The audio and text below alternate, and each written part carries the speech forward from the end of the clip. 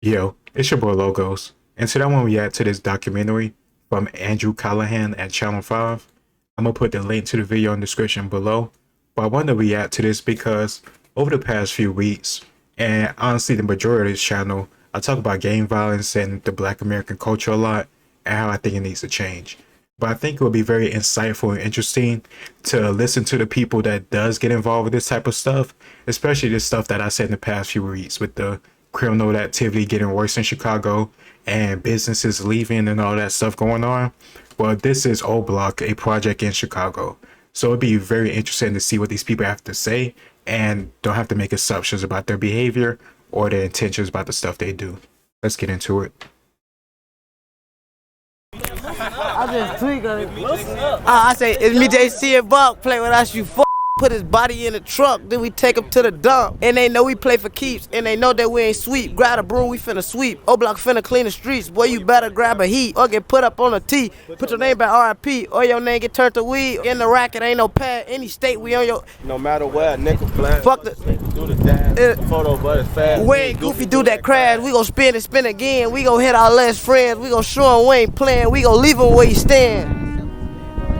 That's really, yeah, that's all I wanna be, successful. What? Huh? Right, big goof ass, man. Check it out. He ain't use money to give me no 50 back. Hey, no, since you in, you gotta throw up O-Block. How do I do that? Yeah. Throw up O-Block. Everybody throw up O-Block. We're here in the Parkway Gardens housing development in Chicago, otherwise known as O Block, a 24-building complex on the city's south side. It's where Michelle Obama grew up, and it's also where drill music began around 10 years ago. This is Boss Top. He's been here for a super long time, so he's gonna take us back to the very beginning where it all started. So right now you in the 44, you in one of the gutters building in the block. This motherfucker be the last building to get cleaned up. Oh, it's a roach. See y'all in the project. See a roach? That's a baby roach. That's gonna get bigger. That's gonna get bigger. Smoking the roaches and killing the rats. This bitch be dirty as hell. This building be dirty. I'm from this building. Bro, I used to be one of them motherfuckers that piss in the hallway and on the elevator too. I ain't gonna lie. My mom in the bathroom on BDN's one bathroom in here. I'm going to piss in the hallway. I still won't touch the buttons on the elevator. I'm straight knuckles. Cause you think there might be pee on it? Spit, pee, and I used to do all type of shit to the elevator. I ain't taking no shit though in here. True that! True that! Come on! Love you, my nigga. Love you too, boy. I'm going to true that. And true that, man. Nigga up in your hood, man. One nigga true that. I ain't like a nigga in years, bro. Hey, everybody, what's up? How's it going with this industry and everything? That's what's cracking like, you feel? GDK. Come on. GDK. Folks came out of the folks, the youngest GDK member. He invented that shit. To you, like, what is drill music? We started the word drill with our music. Like, let's do a drill. We started that shit. Like, how would you explain drill music to someone who doesn't know? Music that make you wanna kinda get outside and go just Kill get people. outside. You feel what I'm saying? Nah. Makes sense. Yeah, I know what you mean, nigga. Crazy as hell. You get on going. I get what you going. It turn you up. It give you adrenaline. Drill music is something that, I mean, in the grander scheme of things, you could see it as, you know, a hyper-violent offshoot of trap generally that, you know, sort of like came out of a very specific area. I describe drill music as it's violent, but mainly fiction. It's like realistic fiction music. So like, that's why I shot my video 4K Troll, shot it right here in this park.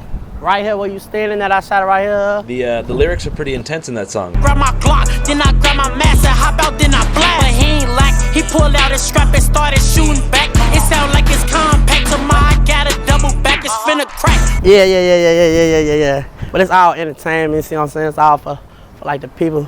Like, cause like music nowadays is all about like controversial shit. Drama really makes money. Back to that breaking news live from Chopper 2, a mass shooting. At least 6 people shot. This all happening at 65th including 3 teen girls. Were they part of the ops too, or were they part of like in the gangs too, or are they just innocent bystanders that just want to be outside at night? Damn. King Drive and Parkway Gardens. So what was it like growing up in O Block? We had to grow up. We had to really grow up and grow up fast. All that little boy shit went out the window. Everybody around this bitch got PTSD. Everybody around this bitch saying somebody die. You know what I'm saying? So it's like, we had a brotherhood that can nobody come between. We not let nothing happen to none of us. Marlo couldn't even beat up OD. We gonna fuck them all the ass up, boy. You better not put your hands on folks, boy. Fuck them. Andrew Callahan face be killing me in these. Pull a pipe out, hold on. And it's the same way. Like, we got each other, boy. On old grade, we ain't got no deities. On BDN. What can you tell us about the year 2011? 2011. I experienced like my first friend get killed. My best friend OD, he died in 2011. In 2011, Damn. a Parkway Gardens resident named O.D. Perry, which O-Block's now named after, was murdered, gunned down just outside the gates of Parkway Gardens. Damn. Young kid, 20. What was one of your favorite memories of you and O.D.? Man, I got a lot of them bitches on. He had this crazy ass dog named 50, bro. On J Money, bro. I was scared of that motherfucker, bro. Like play with the dog. I'm Keith, I'm like, boy, I ain't playing with that motherfucking dog, bro. Y'all tripping. Motherfucker run up on me, boy, bird. It's your bitch ass on. Right now to this day, I still don't play with people dogs. I don't give a fuck if that bitch a chihuahua. Bro, get your dog before that bitch die. I'm game. OD's murder was allegedly in retaliation for the murder of Shondale Tuka Gregory, a rival gang member who lived just a few blocks away on 63rd. Damn. Them was the sad years of my life. Cause I had just had my first child and everything. I'm really like traumatized. Like, I ain't know if was I supposed to crash out or fall back. And my mom used to be talking to me like, man, you got a daughter. Don't be like these niggas, don't die. How many friends do you think you've lost since then? Over 10 dead on this gang, like 2 motherfuckers a year. I swear to God. Shit. Owen Platoon and motherfucking 11, Sherrod and Whitey and 12. We got LA and J Money and motherfucker died in 13. My crowd gone. I gotta hang on up on them. I ain't gonna stunt. When it seemed like when folks died, folks' careers took off. When old passed away, folks took that shit to another level. Chief Keef and Dirt and them came out. They lit this bitch up, you feel me? So it's like, Shortly after OD's murder, a close friend of his decided to make his first song, which would serve as an O-Block anthem, to celebrate the life of OD and diss Shondale Tuka Gregory. This friend was named Keith Cozart, aka Chief Keef. Hit a nigga up on Gil fuck, I do drugs till I'm dead. O-Block, Wick City, bitch. Middle fingers to Shondale. I get out. On my son, I get out. October 4th, 2011. This bitch gets it going up. The block busting, I just got out. I get out, I see Platoon and White. Folks got cocky as hell. I'm looking, I'm like, how the fuck y'all let OD get killed? Platoon put his head down. He like, man, go take your daughter upstairs. I'm finna holler at you. I take my daughter up. I remember Inky D and them came up there. Deep as hell, everybody coming ate. Happy as hell. Fat Mac and Stu get to showing out. They get to fighting. Hey, Fat Mac. You remember I got out of jail? You want Stu start fighting that day? Him and Stu get to fight. Hey, folks, them like, man, y'all showing out because folks just got out. Dirk and Reese come see me. I'm alright. I'm like, I'm feeling love like a motherfucker. I'm damn. Folks them come rap with me. I'm like, fuck O-Guy. I done fuck O-Guy. You know they rapping with me. Boom, boom, boom, boom, boom. We talking all us and that bitch crying now. I'm like, damn. I just got out. We all crying right now. I'm like, the fuck? Fuck that. We ain't crying. We out here. We get outside. In the next 2 years, Chief Keef would go from a I just want to stop real quick and go back to something that I noticed when he was like all hyped at the beginning, like he was just before I paused. That shit just crashed immediately when Andrew asked him about 2011. He didn't have to just like reference the friend. He just said the year, and he already knew what he was talking about. And you could just see how that shit just fuck with him, man. Like, I can't blame him for that because that's your best friend, and like losing your best friend, of course you're gonna go crazy. I don't know how long they grew up together, but I've had friends. I have many friends I grew up with for like 20 plus years. So imagine me just losing them all of a sudden would kill me. So, damn, man, I feel bad for him for that. Even if like he does stuff that gets himself vulnerable in his lifestyle, it's hard not to just notice how he just fell apart from his usual demeanor when he brought up his friend dying. young O-Block rapper to one of the most commercially successful rappers in the world, with hits like I Don't Like and Hate Being Sober.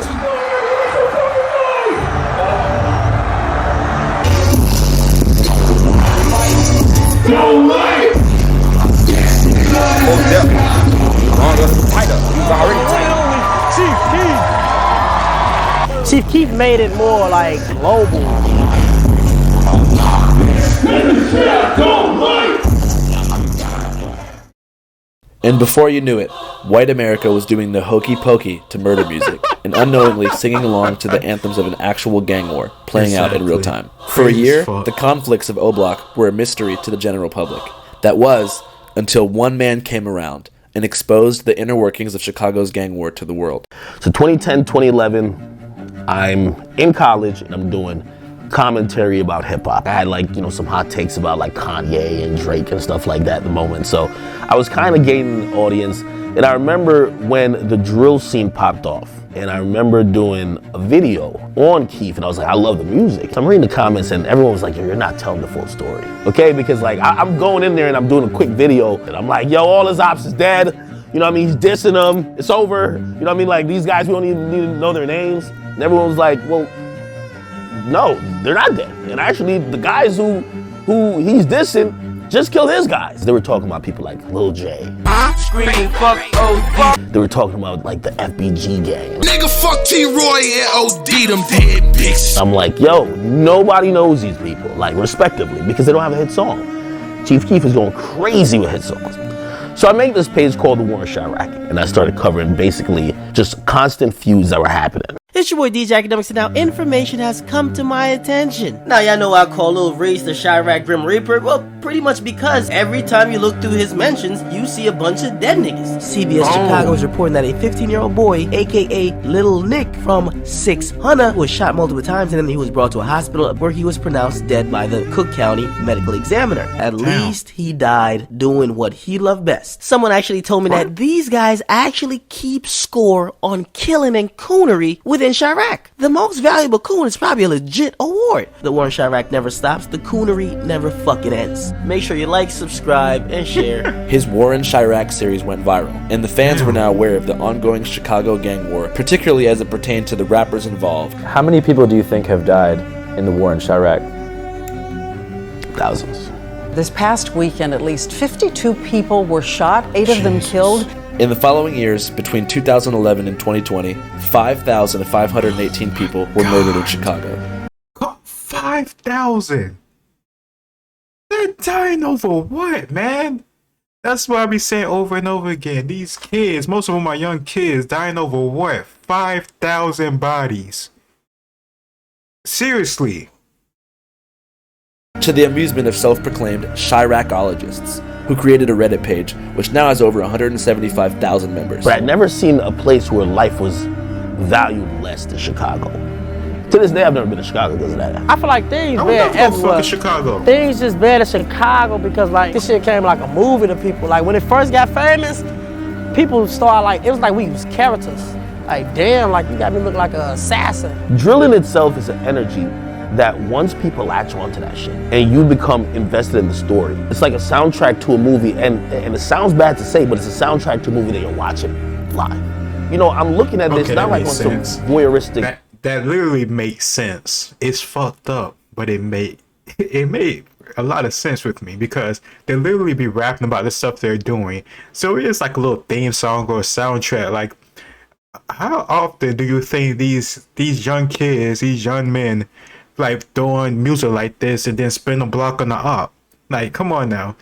Ram, like 3 years ago, I think now, he showed me a video from Officer Tatum covering this like drive-by or whatever, where they try to like do a hit on the opposing gang in Chicago, while there was civilians and stuff just walking down the street. It was like a broad daylight.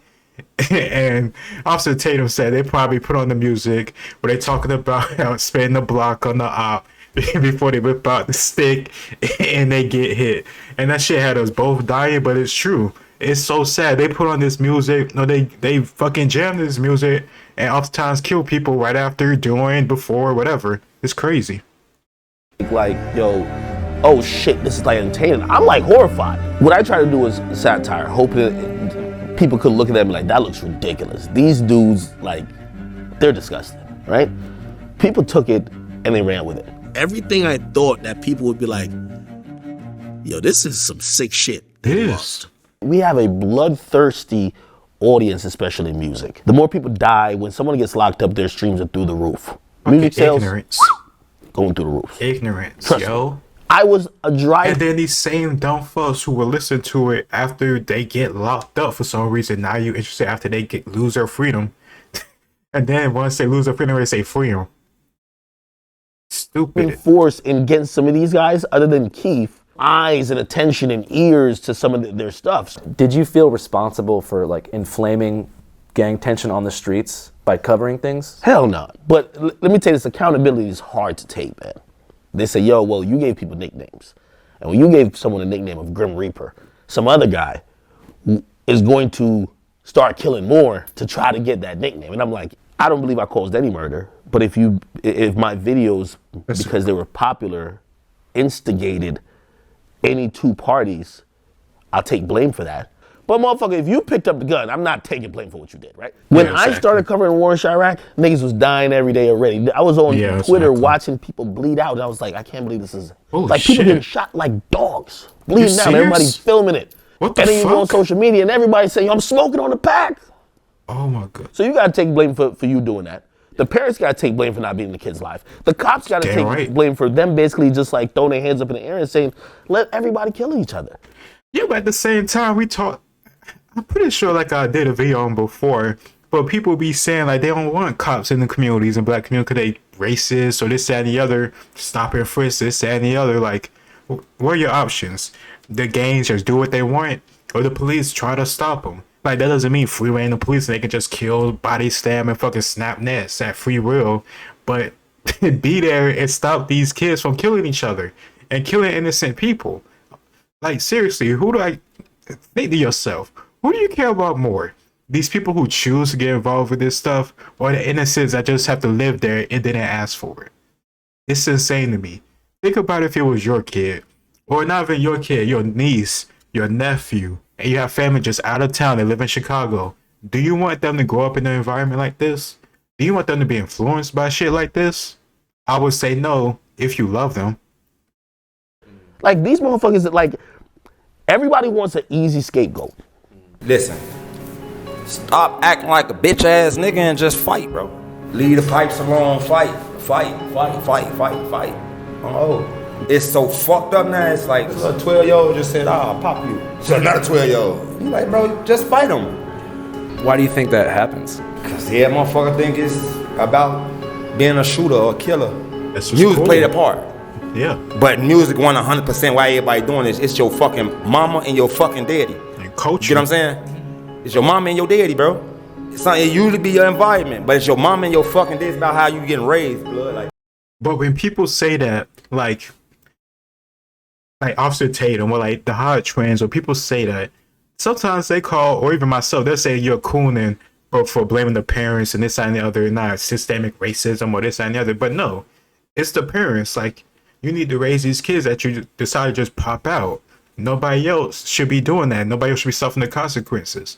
When these kids fuck up Chicago and destroy people's property, I believe the parents should pay for it. The kids should too, but definitely the parents. You're raising them and you just let them just hang out at 12, 10, 2 a.m. You're crazy as hell. Raise your fucking kids right. Oh. I don't think it's drill music at all, I promise you. If we was to take drill music away right now, and it be regular hip hop, it's still gonna be the same type of violence. Everybody want to be a character now for the internet. On social media, beefing, making threats, making crazy comments, like going on live, you know, it's like, you know, waving the gun in the fucking camera.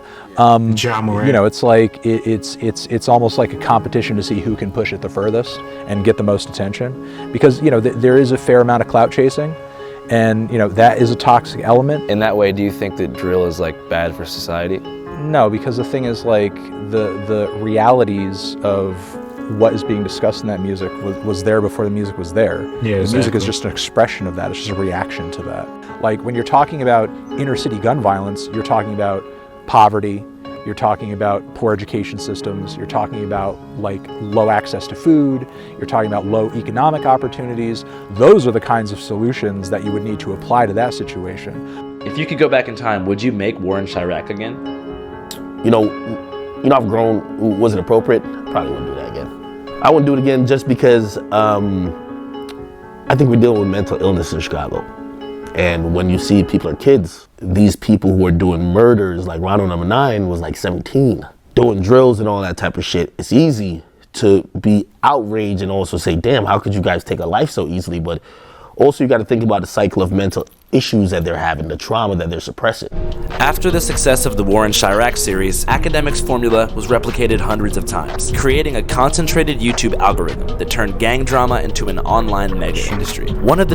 One person I do watch that cover this type of stuff is Trap Lore Ross, because I'm gonna be honest with you, I stay far as hell away from gangs, so I really never understood it or had much knowledge about them outside of, Bloods and Crips.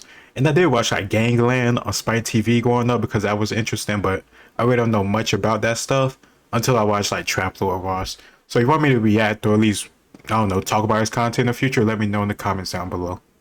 The channels in this algorithm is called No Jumper, which is quite different from the War in Chirac, but nonetheless features many interviews with gang-related rappers. Do you even know about gang shit when you first moved to Florida? When did you actually become a 5'5" Crip? You are widely known to be associated with the Hoovers. Some of the dudes who got caught up for this murder are like actual rappers who have videos out with many, many thousands of views. Again, like you say, a lot of the stories are hypothetical, but in this one, you actually mentioned that a specific rapper from Chicago called a girl 6 times while you were hanging out with her. Right, it just ran. You see what I'm saying? The shit just become me, So, I went on the podcast and spoke to the host, Adam22, about the ethics of producing monetized gang content.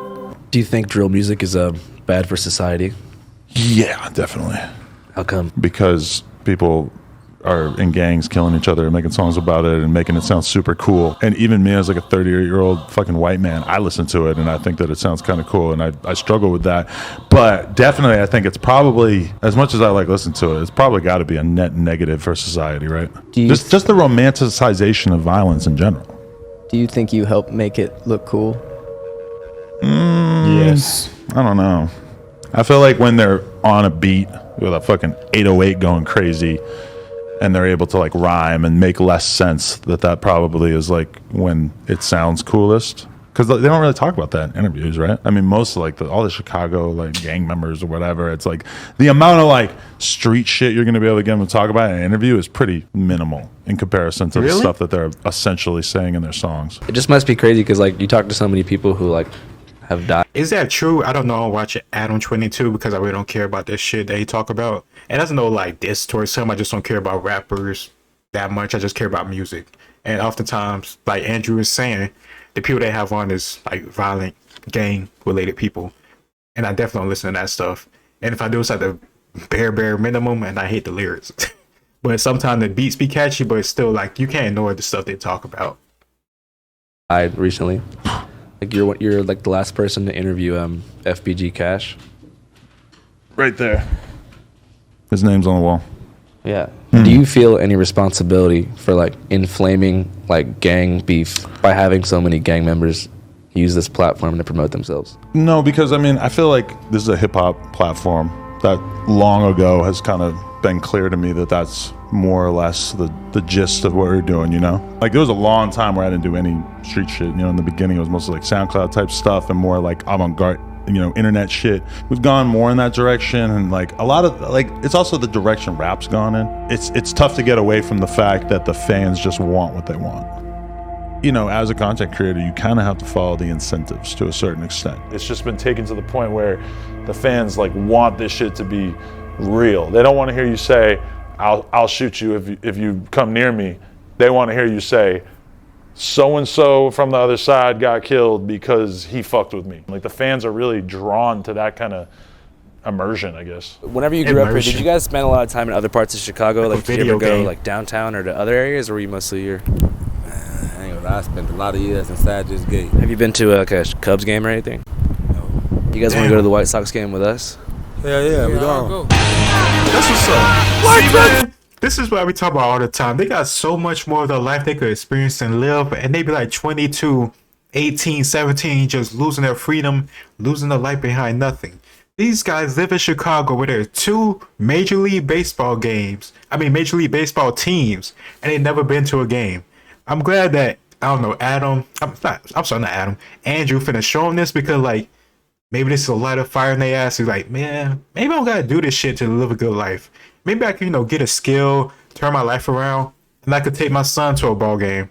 I could he could take his daughter to a ball game, or his son. I forgot what's the gender of his child. But either way, I just hope it lights the fire of their ass to not do the shit they've been doing for the past, what, 10, 15, 20 years of their life. Go White Sox! Let's fucking White Sox! Go Sox! Fuck the Cubs, fuck the Orioles, fuck the Yankees, White Sox.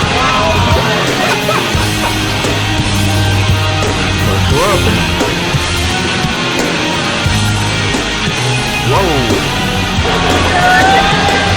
White Sox! White Sox! White Sox! White Sox! White Sox! White Sox! White Sox! Go Cubs! White Sox! White Sox! White Sox! White Sox! White Sox! White Sox!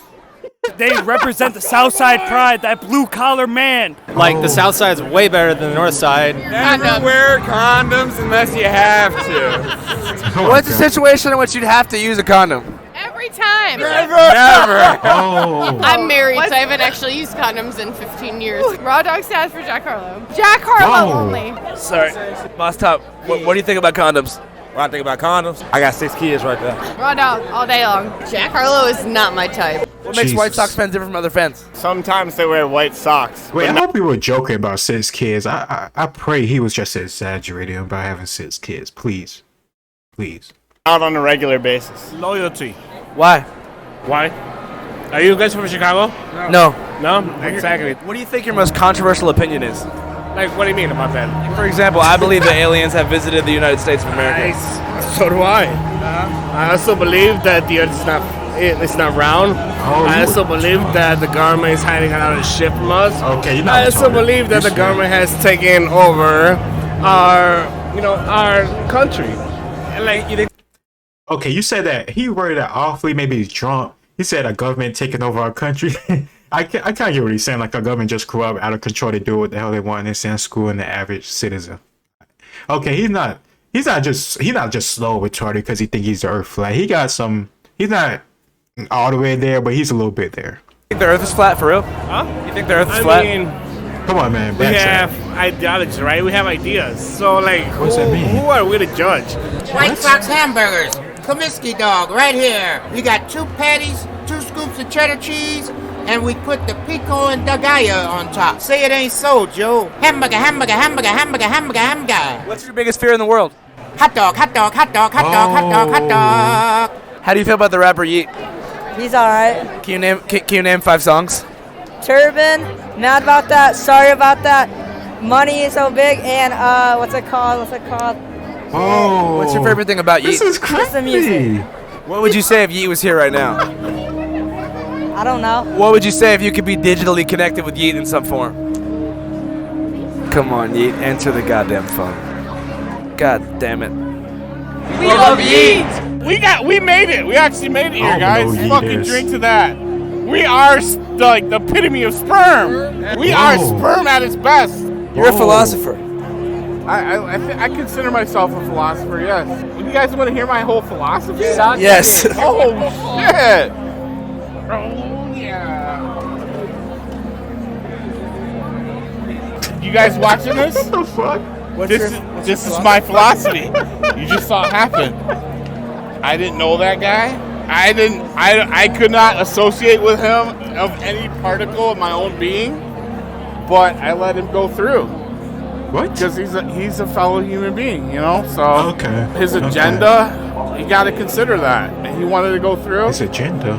It wasn't like Oh, he is drunk. you know, like negatively imperative to me. So I let him through. That's what I think we should all do. You know. Try to fucking make it better for everybody, if you can. A different team might be the same team in the long run. We don't know. Oh, what you Maybe talking different about? teams right now could end up being on the same team, but you know, right now he's not on my team because I don't know who the hell he is. But we're both at the Sox game, so I guess we're not on the same team in that sense. For sure. Definitely do it. I'm really push out a tune.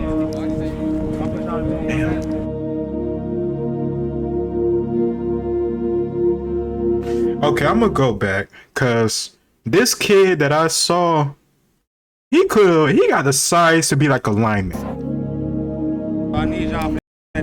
Him.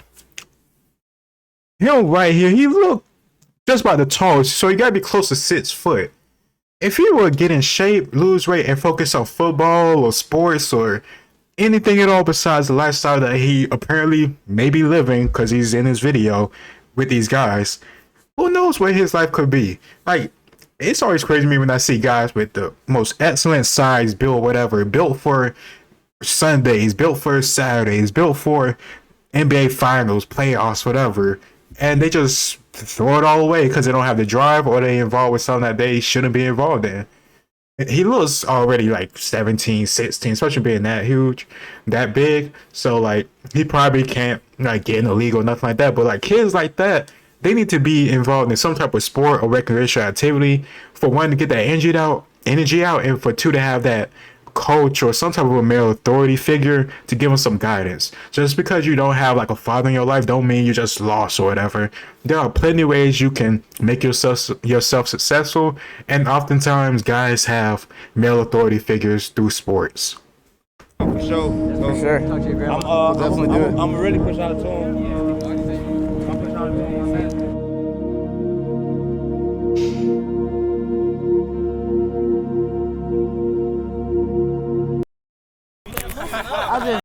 Okay, so that was the end.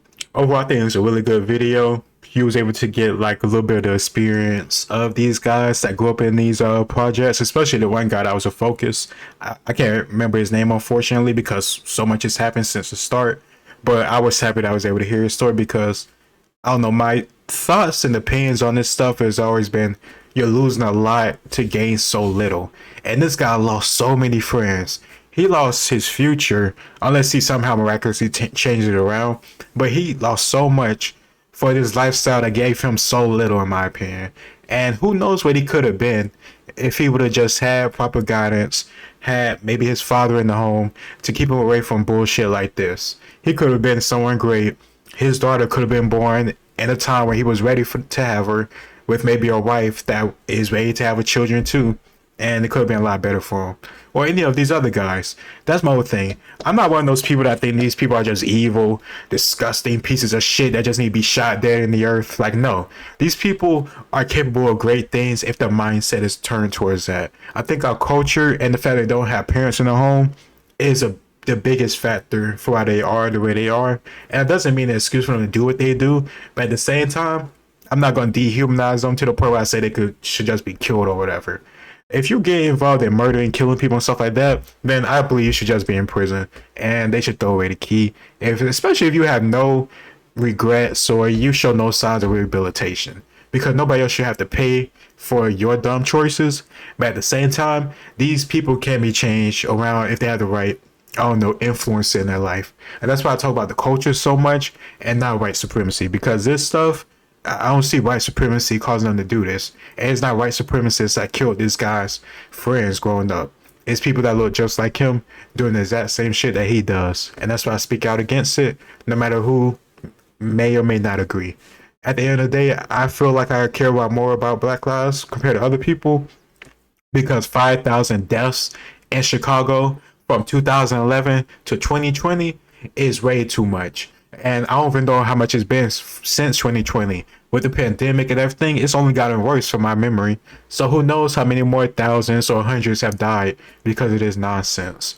So that's what I want to talk about. And that's why I want to do this video. Because these people are still people and people are capable of change. But at the same time, we have to change our culture. And we can't let these people just do whatever they want because, I don't know, they look like me or because of a sob story background. And I'm saying sob story to just dehumanize his experiences. I'm just saying it is a very sad ass story. Like I almost teared up a bit. We were talking about like his friends dying and shit, and then he getting out of prison, and then him and his friends talking about how his best friend died. He wasn't even fucking there when his best friend died. He couldn't have one last conversation with his best friend. So that shit definitely fucked me up. That shit almost had me tear up because I have best friends I'm very close to.